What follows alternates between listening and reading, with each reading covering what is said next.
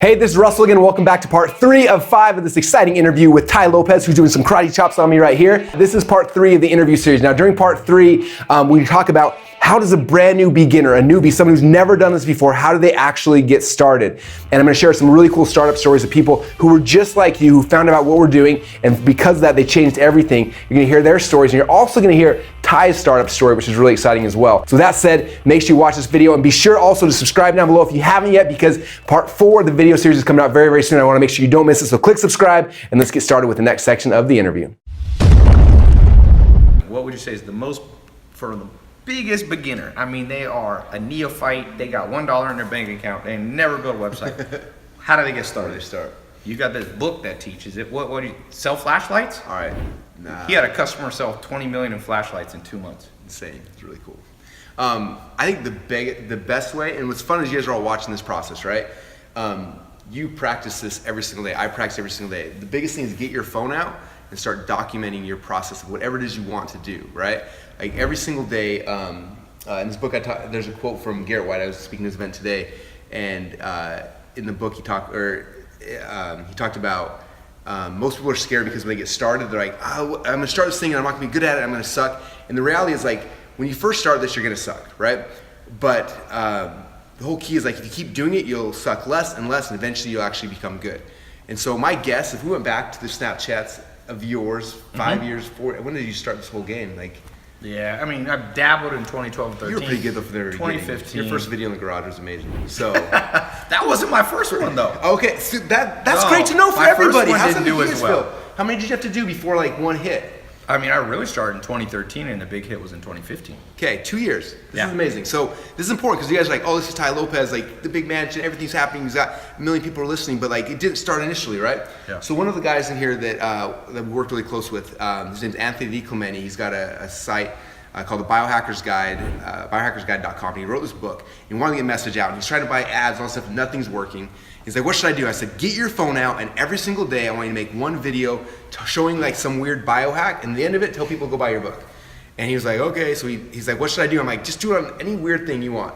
So he starts like picking a biohack every single day. So one day it was like he put on these lasers in his nose and his ears, and he like talked about the biohack, and he's like, go buy the Sharks book. with lasers on their heads. Laser beam.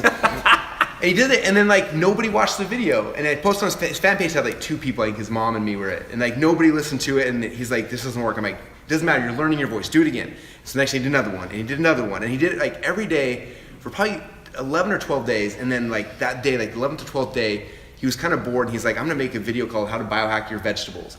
And I remember watching it go live, and I'm like, dude, you wasted a day. There's no lasers. There's no weird things. There's no like freezing tanks. Like your biohack, it was like put butter in your vegetables. And that's how you biohack it. So he does this little video, and we put like $10 in ads behind it. And for some reason, that one hit. Yeah. Within a week, has 1.5 million views. Sells Wow. like sells like 2,000 copies of his book, and he's off to the races. Wow. And after I kept making more videos and more videos, and he didn't know what, like we didn't know that was the message that the market wanted. We had no idea.